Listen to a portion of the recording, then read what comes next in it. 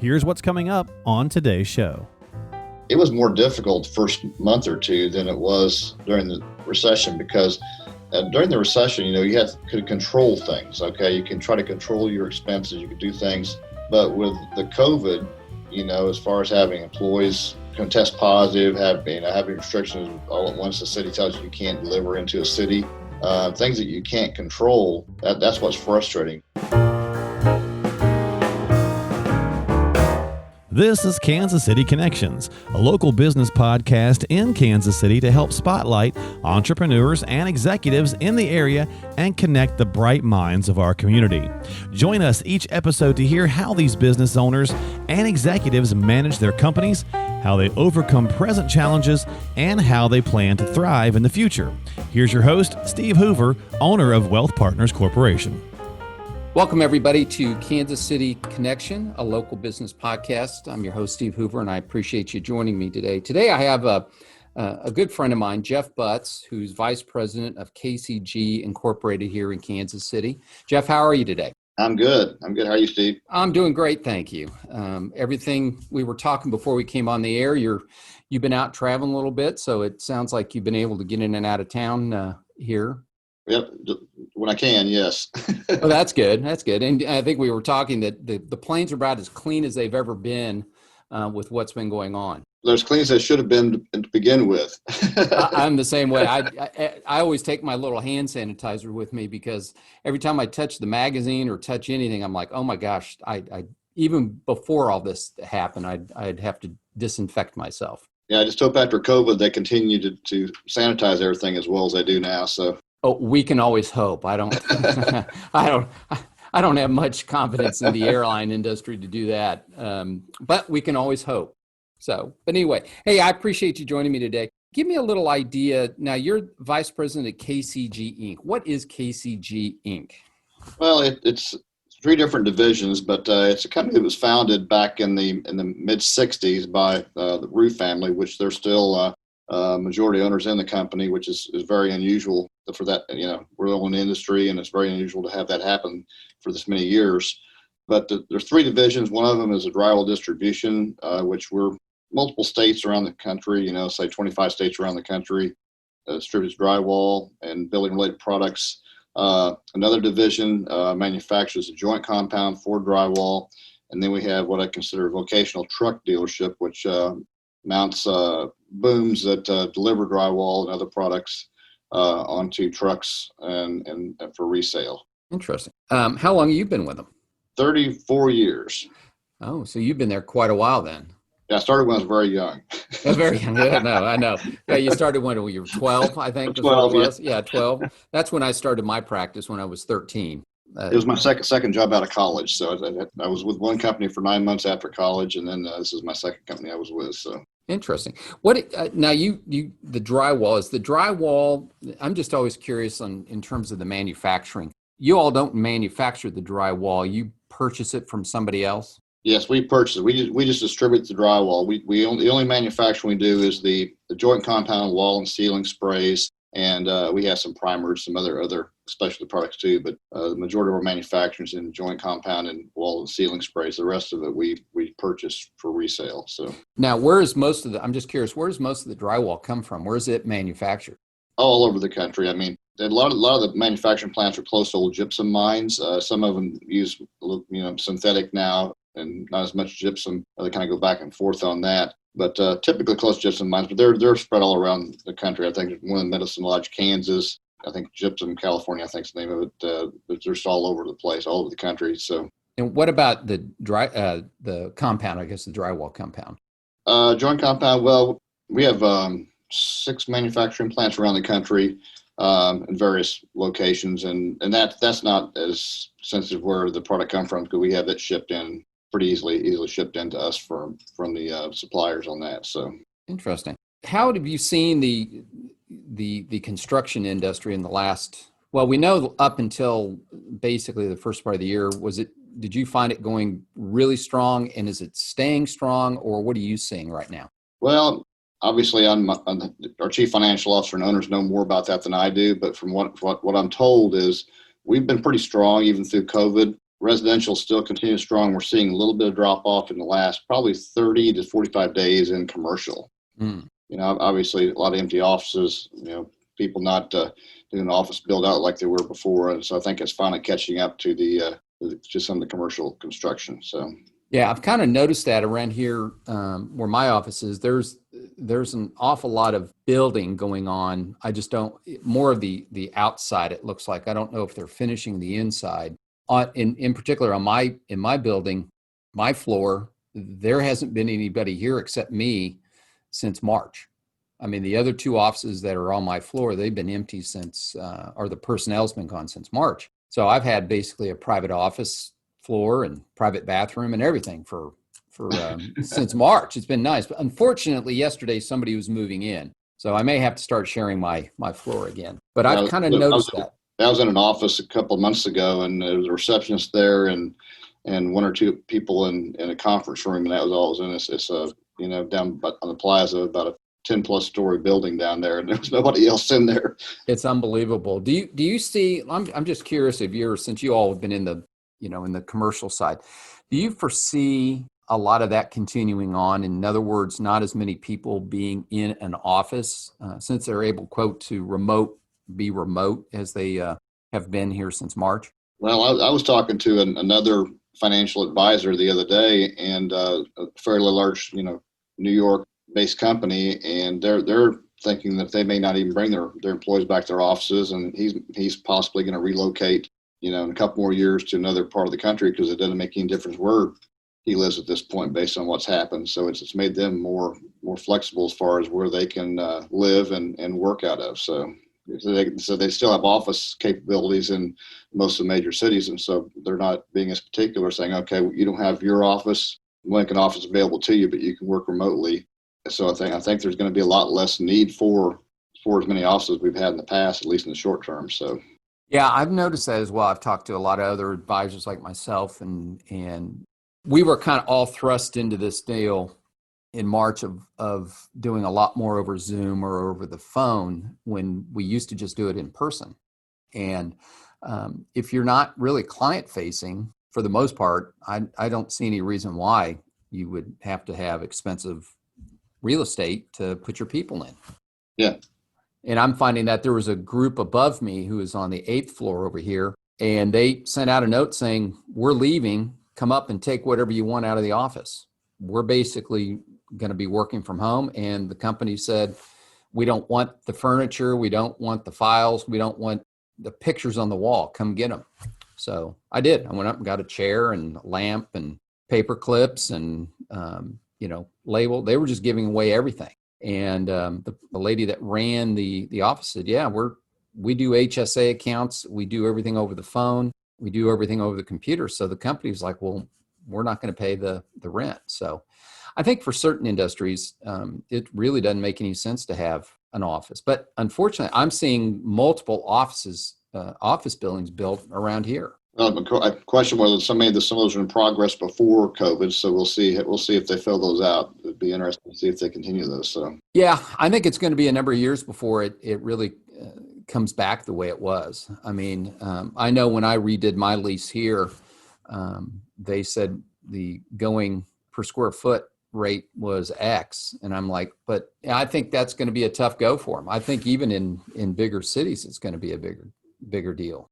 So it'll be interesting to see, but the residential you're seeing fairly consistent. Yes. I think that's still going pretty well. So I think there's still a shortage of housing, and my daughter's trying to find a house to rent, and there's even a shortage of those. And so I still think there's going to be some need there, at least in the short term, maybe long term also. Interesting. Yeah, it's an interesting conundrum we're in right now. Going forward. How about one of the things that the other part we had before all this happened was the employment rate was high. Have you been able to retain most, if not all, of your employees and going at this time? Yes, we basically retained almost all of our employees at this time. In fact, the problem we have now is, we do have a few positive COVIDs come up, or at least people can become symptomatic, appear to have COVID. And we have people off work, and we're really sometimes short-staffed at our locations. But so we've been considered essential business from the very beginning. I know first couple of weeks, we had some of the cities, Austin, Texas being one of them, trying to shut us down and tell us we couldn't deliver. It'll be at hospitals and military base area we needed to deliver to, so we had to work around that. And all of our employees have really wanted to work. Also, we haven't really had anybody, they had the stay-at-home order in San Francisco, but our employees really wanted to come to work, and we've done what we can to obviously protect them from contracting the COVID. But we've had some positives, and it's been problematic because if you have 2-man crews in a lot of our deliveries, sometimes 3-man, you have one person becomes positive, and you got to quarantine the others for a period of time. And when you lose, when your truck's down, one or two of your trucks down at a location, that puts us in a little bit of a bind. We can only operate so many hours under DOT regulations, so it's not like we can make it up by working the other people longer hours either in some cases. So in most cases, and so it's been challenging, but we haven't we've been able to fortunately retain most of our employees. So well, that's good. Yeah, that's a nice. You're fortunate to do that. I've had a number of clients that I've dealt with that some have been let go from their job, and some have been able to hold on. So it's really kind of been a hit and miss. And I know there are an awful lot of qualified people out there that were let go, and it's really a shame. The problem is we try to hire some people, and they make more money not working sometimes under some of the That's true. Some of the programs out there now. So I think some of those have expired. So but for a while there, we had a hard time getting new applicants because they were being paid to stay home. So have you seen an uptick in people wanting to come work for you all, or applications? Well, that's always a challenge, and even in a non-COVID environment, trying to get CDL drivers. So it's a challenge because it's very competitive out there to get CDL drivers. So I don't know if that's changed much from that aspect or not. You would think maybe with COVID that'd be the case, but I think a lot of the trucking and things like that was considered essential. So it's still challenging to try to get CDL applicants. So. Have you found, and this may be just a real off the wall question, have you found any of the drivers, your CDL, going on the Walmart way or the Amazon way to be delivery drivers for them? Obviously, I think we compensate our people very fairly. They have to work very hard also because we're delivering building materials. I'm not saying those industries don't work hard, but you're in on construction sites. Each one's different, and you're delivering a lot of different types of drywall, which heavy products and things like that, and sometimes in difficult situations. So it's a little bit different type of a job. I think sometimes once they get to the point where our job's a little too difficult for them to do, then that's a good option for them to go to one of the other box type truck delivery companies. But that is a big competition for us sometimes for drivers because it's a little bit different type of work. So. Interesting. Well, all right. We're about at our time here. I'm going to have you with a crystal ball. Where do you think we are a year from now with what we're going through right now? What do you think business-wise we're sitting at this time next year?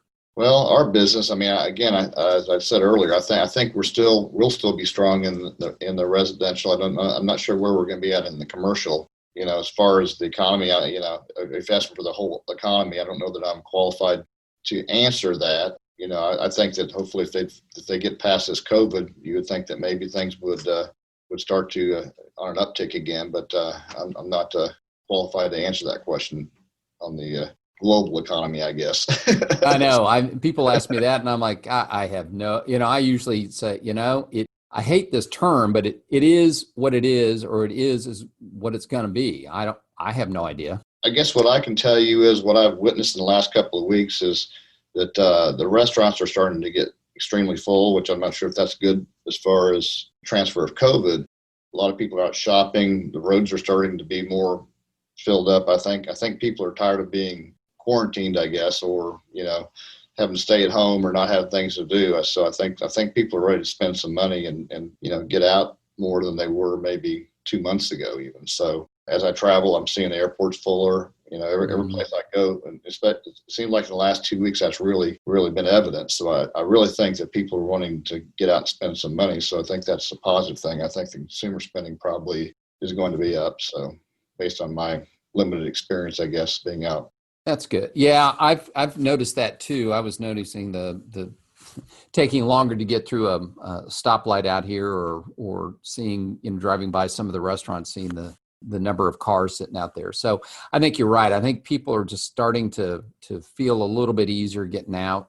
Again, I don't know if that's good or bad, but I just think people have kind of had it and want to get out and about, especially with the weather being as nice as it's been here lately. So I became kind of spoiled because, we were essential business, so we came to the office and there was no traffic, so it was just a really nice leisurely drive. And now it was very, very hectic this morning getting in. It was stop and go short period of time, even though I don't have that far to go to work. And then trying to get into a restaurant last weekend, outdoor seating, having to wait 30 minutes to get to outdoor seating. I kind of enjoyed just being able to walk up and get a seat. So I guess I can tell there's more people out than there was, in the past, like I said. So. And these restaurants are starting to figure out how they can do that a little bit better. So I guess innovation comes around with all this. So yeah, I guess that's good. I'm happy for those workers too. I mean, that's been a difficult time for that particular industry. So it's glad to see them get back to work. And that's been a tough industry. The restaurant industry got hit pretty hard. So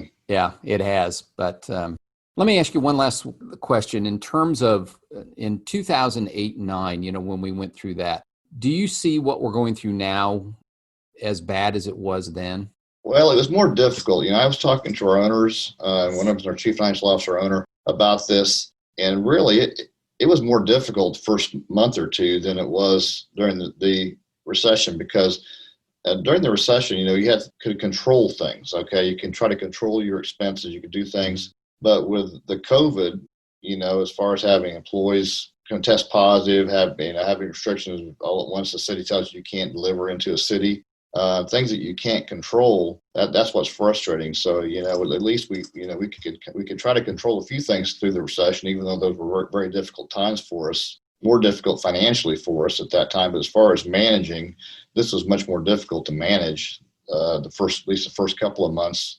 And we'll see what happens going forward if they start imposing more restrictions. But where we're at now, at least we kind of gotten used to what their CDC requires, what the local jurisdictions require, et cetera. So we've kind of learned that and got our protocol in place and things like that. But this being the unknown, a new situation for us. This has happened since 1918 was at the last right. one. So we really haven't experienced anything like this before. So this was kind of new for us. So at the beginning, it was much more difficult than the recession for us. So, yeah, one of the issues, and it affects a different area. One of the people have asked me, whether it's harder or whatever. The basic difference between this and what happened in 2008. I think 2008 was financially more catastrophic to the underlying economy than what we've gone through. Only from the standpoint is nobody had any money. The banks didn't have any money to lend. A lot of the big investment banks were illiquid. So there were quite a bit of differences in that. But at least we had during this time, in a standpoint, we had credit, we had money, banks had money to lend. So the housing market could kind of continue. People could buy and sell homes and move. Businesses could still get some money to, borrowing and things. So that was the good side, but you're right. The bad side was we didn't have a playbook of how to handle this thing. Yeah. And I think that's the biggest issue that we've got. And sometimes you have to go through some bad things to learn, so that if it happens again, which I hope it doesn't, I hope it's 100 years from now that anything happens, but at least we have kind of a guide to go through if we were unfortunately going to come through something like this again. Yeah. I guess to finish your answer out, I know that this particular situation in April, I was spending time at 5:30 in the morning. I was texting or emailing with attorneys trying to figure out what we needed to do protocol wise and what we needed to do in certain jurisdictions to continue to deliver. And then I was still on the phone at 10:30 at night sometimes in the situation. And that's probably the longest hours I've worked in a long time that I can recall in 34 years I've been with the company. So it was very fluid situation at that point. And had very, very good help from our council to help us get through that, but it was very challenging. So. Well, we lived through it, so we just have to persevere. So, but anyway, Jeff, I appreciate you taking your time today. If anybody wants to get a hold of you, what's your contact information over there? Email is jbutts@kcg like a hyphen inc like incorporated.com. Oh, cool. Okay. What's your phone number over there? 913-438-4142. Excellent. Jeff, again, thank you for your time. I really appreciate it. Enjoyed the conversation. Have a great rest of the week and stay safe. Okay. Thanks, Steve. Appreciate it. You got it. Cheers, everyone. Thanks. Thanks for listening to Kansas City Connections, a local business podcast brought to you by Wealth Partners Corporation based in Overland Park. Need help planning for retirement? Call Steve Hoover at 913-685-3207. That's 913-685-3207 or online at wealthpartnerskc.com. And don't forget to subscribe to the show on your favorite podcasting app so you never miss an episode. We're on Apple, Spotify, Google, and pretty much everywhere else you can listen to podcasts. Thanks for listening, and we'll see you on the next edition of Kansas City Connections, a local business podcast.